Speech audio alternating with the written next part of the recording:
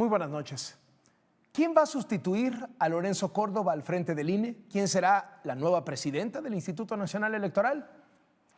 ¿Puede ser la hermana de la secretaria del Trabajo del gabinete de López Obrador? ¿Puede ser la esposa del subsecretario de Desarrollo Urbano del gabinete de López Obrador? ¿Puede ser la hija de un influyente senador de Morena? ¿Puede ser la prima de un superdelegado y tía del nuevo director de Litio MX, que es como el Pemex, pero para el litio? 4 de las 5 opciones son abiertamente morenistas y una de ellas va a encabezar el INE.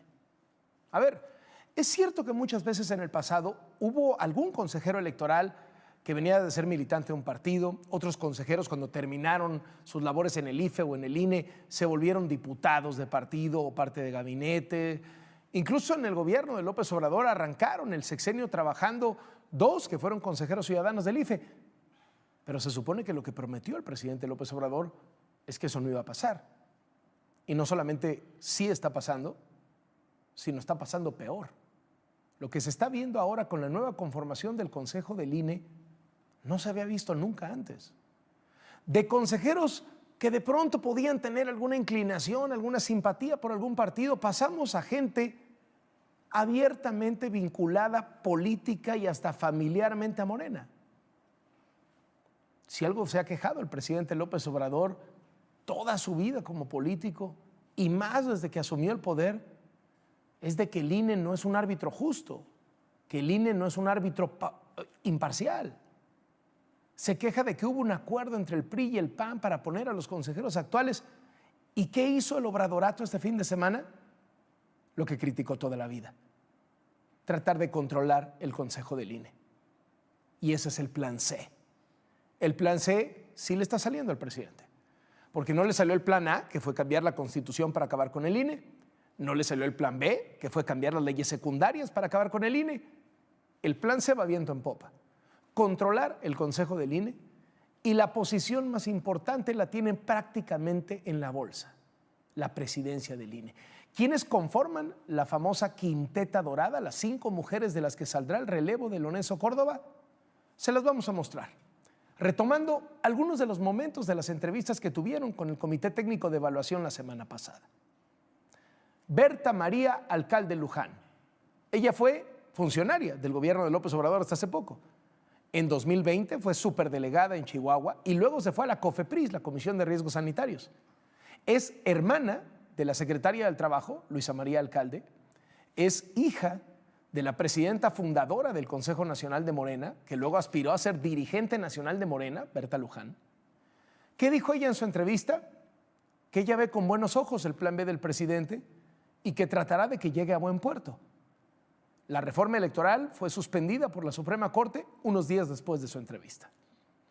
A mí lo que me gustaría es servir de puente de diálogo para poder llevar a buen puerto esta reforma. Sé que todavía hay recursos pendientes por resolver, pero al final estas son leyes vigentes que tenemos que implementar, ¿no? Y tenemos lo antes posible que poner un plan en marcha. Siguiente aspirante a la presidencia del INE, Guadalupe Álvarez Rascón, hija del influyente senador morenista y exgobernador de Tlaxcala, José Antonio Álvarez Lima. Él fue el primer director de Canal 11 en el sexenio de López Obrador. Lo convirtió en un órgano casi total de propaganda del obradorato y luego dejó a su brazo derecho en el cargo. Su hija, Guadalupe Álvarez, propone que el Poder Legislativo sea el que controle al INE, un organismo que hasta ahora es autónomo, mediante informes anuales de cada consejero. También ha hecho suyo el discurso gubernamental de someter al INE a una política de austeridad. En la entrevista que tuvo ante el Comité Técnico de Evaluación reconoció que su experiencia no es en materia electoral. Mi pensación pues es contabilidad, números, es algo muy blanco y negro, pero en el tema de quejas ahí hay muchísimas más interpretaciones. Entonces, no soy experta en la materia del proceso sancionador.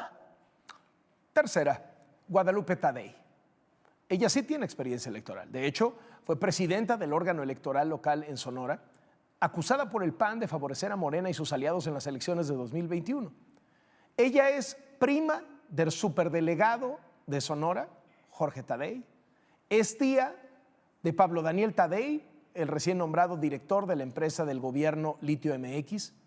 Su sobrina es diputada local de Morena. Su sobrino fue director de la Comisión Nacional de Áreas Protegidas del Gobierno. De hecho, tiene 9 familiares en el obradorato. Ella asegura que sus nexos familiares no afectan su imparcialidad, pero comenzó la entrevista diciendo que este gobierno es muy respetuoso del INE. El gobierno no se ha equivocado en los últimos años, ni un gobierno. Ha privilegiado por encima de todo la existencia de un órgano encaminado a la organización electoral. El apellido no es el que decide el comportamiento del individuo, es parte de nosotros que hay que portarlo con orgullo y decencia, porque además vengo de una familia que es extremadamente multicolor. En el caso de Yulisca Circei Bautista Arriola, no hubo cuestionamiento sobre sus nexos familiares por parte del Comité Técnico Evaluador. Ella misma se encargó de decir que su esposo es subsecretario en el gobierno de López Obrador. Subsecretario de Desarrollo Urbano y Vivienda, Daniel Octavio Fajardo, lo dijo cuando le preguntaron por su militancia en el PRD en tiempos en que López Obrador era perredista y su cercanía con el equipo de la exgobernadora de Zacatecas, Amalia García. Yo sé que no lo ha querido sacar, pero por su pregunta, permítanme comentarles que incluso mi esposo pues es un funcionario del gobierno federal, ¿no? Entonces, por un lado tengo a mi esposo, que es funcionario del gobierno federal, tengo a una amiga muy querida, que es Amalia García, que ya no es mi líder política, pero sí lo fue en su momento. Esas son 4